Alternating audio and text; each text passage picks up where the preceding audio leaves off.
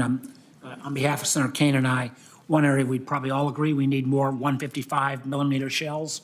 We make them almost exclusively in all of North America in Radford in a World War II facility, and would welcome any members of the committee that would ever like to come down. And I actually would like to do that. it's pretty wild. It's pretty, you can't believe how old and dystopian it looks. Okay, so I'm going to thank you, Mr. Chairman. I call it my first degree amendment, Warner Amendment 7, as modified by my second degree amendment, Warner 15, which establishes a deficit neutral reserve fund to protect sensitive and classified information from DOGE. This ought to be, I think, an easy one.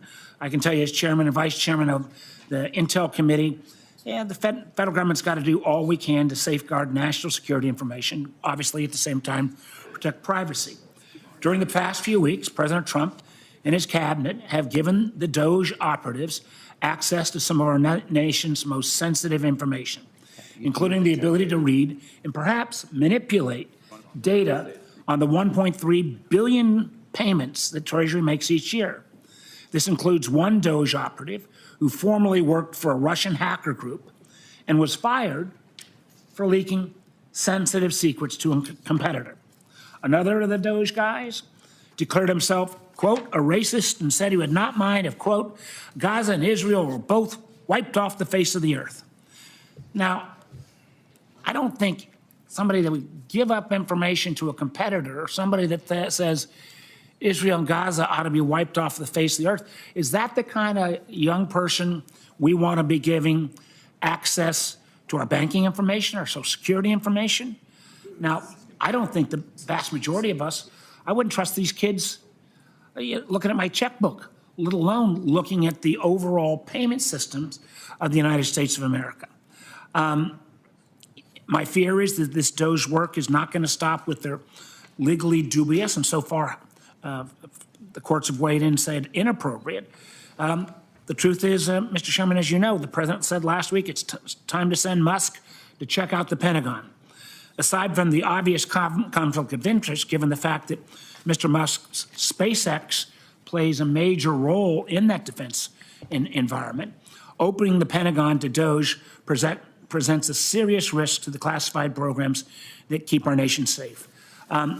My amendment provides a common sense solution that all members of the committee should support that allows for legislation that will protect classified and sensitive information on American programs from being accessed by DOGE who don't have the necessary training, experience, or in the case of some of these fellows mentioned, they didn't even have the clearances.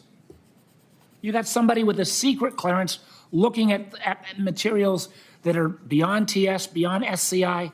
Again, many of the colleagues on this committee know how important it is to keep our information secret and secure. I would urge you to back this amendment. Thank you, Mr. Chairman. Senator Crapo. Thank you, Mr. Chairman. And first of all, I would like to tell my colleague from Virginia that I welcome the invitation to come and tour your ammunition factory. That would be very interesting. You vote yes, I'll bring you next week. You mean I can only come if I vote yes? About this afternoon. Let me just say the Trump administration has been clear that it is focused on rooting out waste, fraud, and abuse across government agencies, and I applaud its efforts to maximize government efficiency and productivity.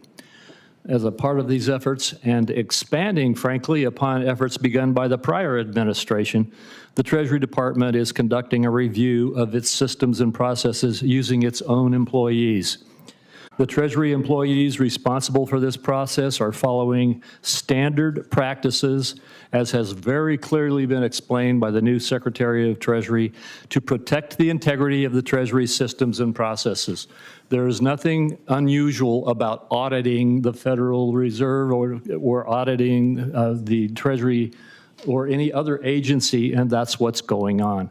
Those involved are adhering to Treasury's customary security, safety, and privacy standards and are subject to the customary security obligations and ethical requirements. And by defending status quo bureaucratic inefficiencies, Democrats are opposing efforts to root out waste, fraud, and abuse. I encourage a no vote. Mr. Chairman, can I, listen, Absolutely. I love my friend from Idaho. We work together on a lot of things. I just ask you respectfully, the fella who quit, who got fired with the racist chants, had nothing but a secret clearance that was a temporary clearance. You have allowed him to be exposed, or someone has allowed him to be exposed to a level of payment markers that even people with an SCI clearance happen. Maybe it was just a mistake the first time, but I completely fear that these DOGE folks are not coming in with appropriate security clearances. And I would ask the committee, you know, if I'm wrong, prove me wrong. But let's, in the meantime, let's look at what the actual reporting says about the individuals. Because so far, at least, the criteria that Mike Crapo raised are not being adhered to. Well, Mr. Chairman, very briefly, I would just say the Secretary of Treasury has indicated that he's taken your challenge and request seriously. He's reviewed this and that they are complying with all of the appropriate privacy and other requirements. And if that's not being done, let's go talk to the Treasury Secretary again, but let's not try to stop the effort to audit our agencies and weed out waste, fraud, and abuse. Thank you. Time is